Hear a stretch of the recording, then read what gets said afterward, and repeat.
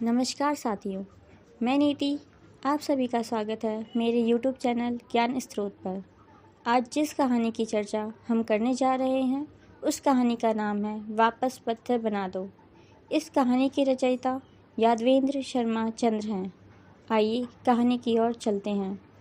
समुद्र के किनारे एक पत्थर पड़ा था। वह काफ़ी लंबा चौड़ा था, हल्का पीलापन लिए हुए चमकदार था। वह एक अकेला पत्थर था, इसलिए उसकी उपयोगिता सभी तरह से होती थी। यात्री जाते जाते विश्राम के लिए बैठ जाते थे। समुद्र में नहाने वाला उस पर कपड़े रख जाता था।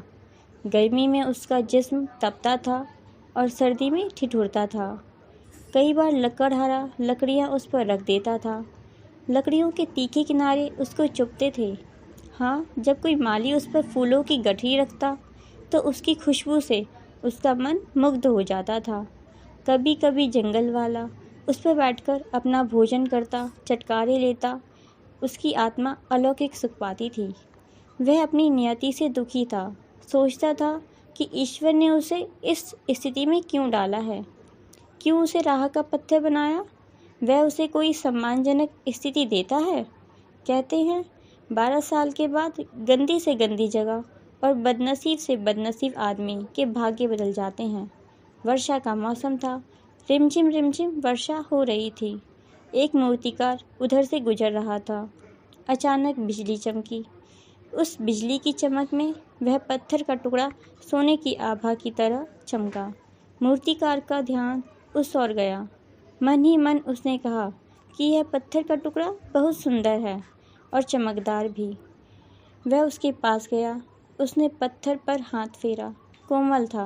वह इतना बड़ा था कि इससे कोई भी आदमकद मूर्ति बनाई जा सकती थी। उसने तय कर लिया कि इससे वह देवता की मूर्ति बनाएगा।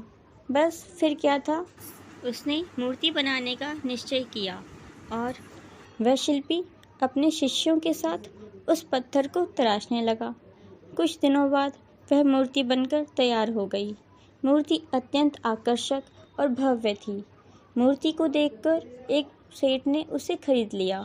मंदिर बना लिया। मंदिर बना तो प्रसाद और फूल वाले भी पहुंच गए। देखते देखते वहां कई लोग आकर बस गए। छोटा सा कस्बा आबाद हो गया और वह राह का पत्थर देवता बनकर सदैव मिठाइयाँ खाने लगा, जेवर पहनने लगा, हर समय फूलों से भी लदा रहता था, घंटों की ध्वनियाँ सुनता रहता था। आरती में अपने गुणगान सुनकर वह चकित था। लोग उसे चमत्कारी कहने लगे, हालांकि वह जानता था कि उसने कोई चमत्कार नहीं किया। आने वाले को कोई भी किसी भी तरह की समृद्धि मिले, उसका शुभ हो, लोग उसे ही श्रेय देते थे।